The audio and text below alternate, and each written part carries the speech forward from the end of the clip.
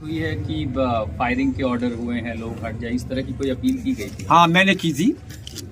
वो ये था कि मैं मौके पर उस टाइम गया था, मुझसे डीएम साहब ने कहा था, एसपी साहब ने कहा था कि आप मौके पर जाएं और भीड़ को आप सेटिस्फाई करें।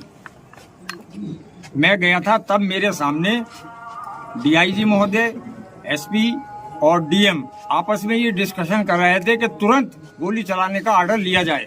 कौन कर रहे थे? एसपी साहब थे, डीएम साहब थे और डीआईजी साहब थे। मैं उस टाइम वहां मौजूद था। तब मैंने ये सोचा कि अब गोली चलने ही वाली है। मैंने पब्लिक से अपील की, बहुत ज्यादा अपील की, वहां पहुंचकर भी अपील की, लेकिन 75% लोग वापस चले गए। कुछ लोग यही सोचते रहे कि खुदाई अभी भी जारी है। ये खुदाई क्यों हो रही है? तो मैंने फौरन ही अनाउंस किया कि गोली चलने के आदेश मिल चुके हैं पुलिस प्रशासन को। लिहाजा मेरी गुजारिश है, अल्लाह के वास्ते, खुदा के वास्ते, सारे लोग हट जाएं, चले जाएं, अपने अपने घरों को चले जाएं, शांति बनाए रखें।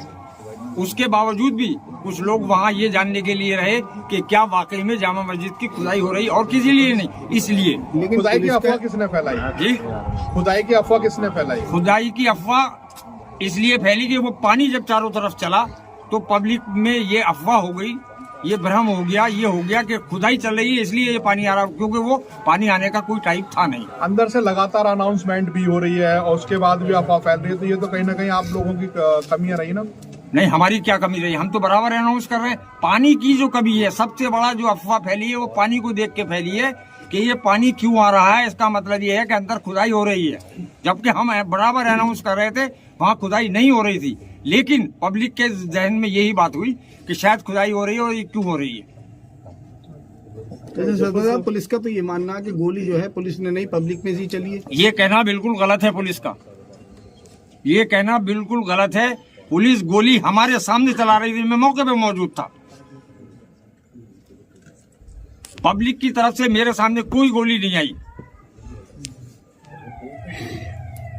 जफर साहब, दोनों कमेटियां मौजूद थी, सर्वे चल रहा था, फिर हिंसा बढ़ी, कौन जिम्मेदार है इसका? देखिए, इसके लिए पूरी तरीके से प्रशासन जिम्मेदार है। मैं बहुत खुले लफ्जों में कहना चाहता हूं। उसकी वजह यह है कि एसडीएम साहिबा वहां परिसर में मौजूद थी, मैं भी मौजूद था।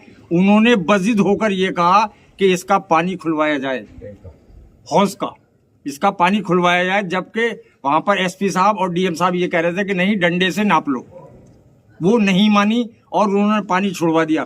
पानी छोड़ने के बाद पब्लिक ये समझी कि वहां पर खुदाई हो रही है। एक बदअमनी उनमें फैल गई, एक र्यूमर फैल गई कि जामा मस्जिद की खुदाई हो रही है। इसलिए लोग जो थे उत्तेजित होने शुरू हो गए। अच्छा सदर साहब, ये बताइए, जो परवाना जारी हुआ है कोर्ट का, उसमें वीडियोग्राफी और फोटोग्राफी के लिए आदेश है, तो ये मेजरमेंट क्यों किया गया? क्या आपने उस वक्त कोई विरोध किया या उनसे ये बात कही कि मेजरमेंट क्यों हो रहा?